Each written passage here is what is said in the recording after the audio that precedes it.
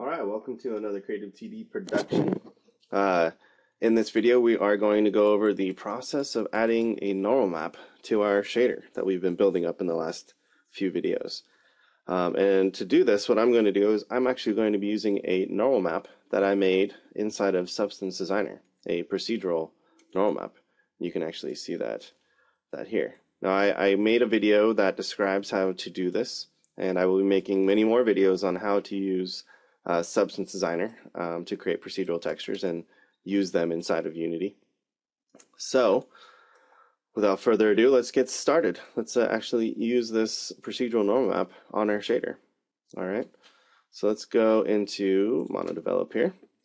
And it's actually quite easy, and it won't take us very long, but normal maps are very powerful, as many of you probably already know.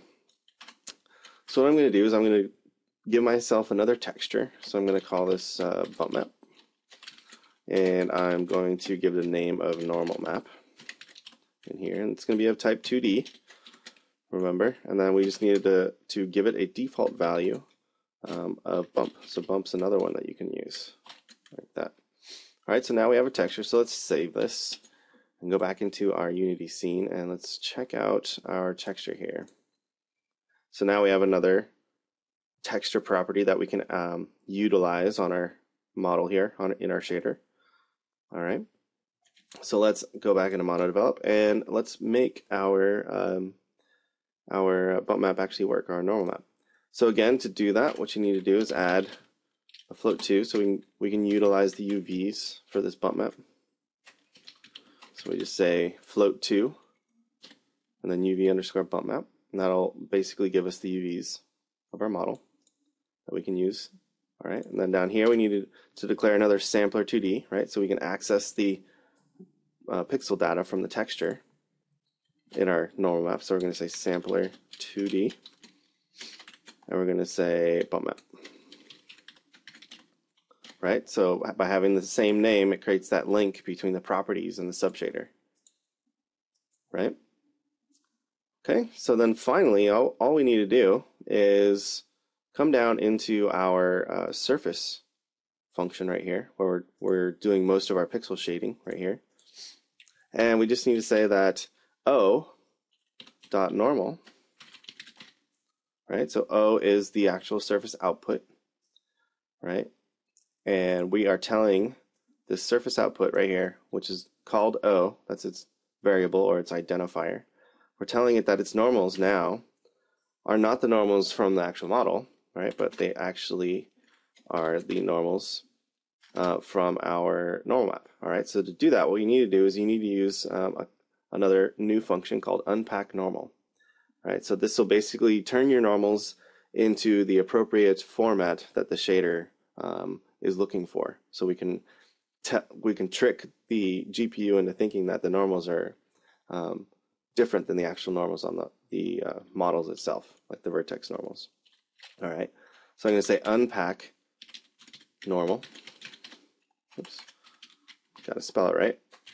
And then inside of here, I'm going to give it the texture. So again, I'm going to say text 2D, and I'm going to feed in the texture we want to use, so bump map. And then I want to give it the UVs. So to get access to these UVs, I need to utilize the in identifier, which is of type input, and that means that it's this bundle of data right here. It's this struct, right? So inside of in, I now have access to these UVs. So I'm going to say in dot UV bump map, and then terminate it with a semicolon. And you should be good to go. You now have a normal mapped shader. So you can say save this. Let's go back into Unity here, and we didn't get any errors. All right, so what I'm going to do is I'm actually going to drag my normal map onto this, and you'll notice that we now have normal mapping. Let me actually remove. Let me see if I can just replace this.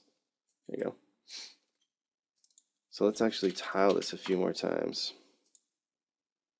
Let's actually just give this a texture and make this gray. So you notice now our model looks way different. Let's do 5 and 5. right? Because we're actually using a normal map now to determine how the shading actually affects the surface. So if I were to remove the light around, let's get this a little closer for you guys. So now if I were to move the light around, it actually looks like the model is made out of a higher resolution geometry than it really is. And we can always change our, well, I actually didn't expose anything, but if I were to go into here and actually expose the intensity here, say okay,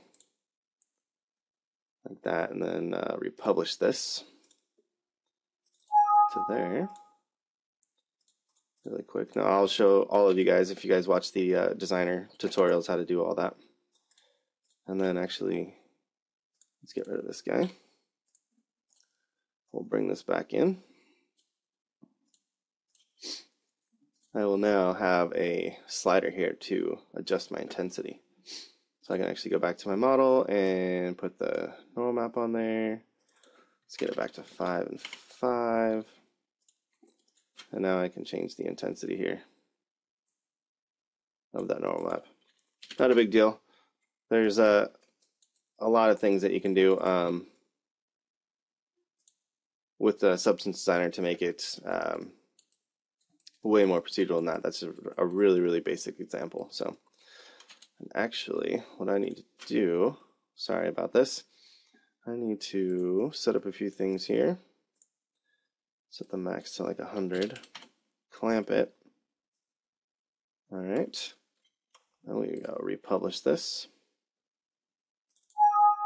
like that. Come back into Unity, delete this guy, bring in the new one, just like that, put that there. And now we can actually really affect this. So now we can get it onto our shader here and tile it. And we can now affect the intensity on the fly. You could do that in the shader as well. It's just nice to actually be procedurally generating our textures. So anyways, that is how you do normal mapping in surface shaders for Unity3D. As always, if you have any questions, feel free to leave me a post on YouTube or visit my website at www.creativetd.com or just shoot me an email at kennyl@creativetd.com. Thanks so much. Bye.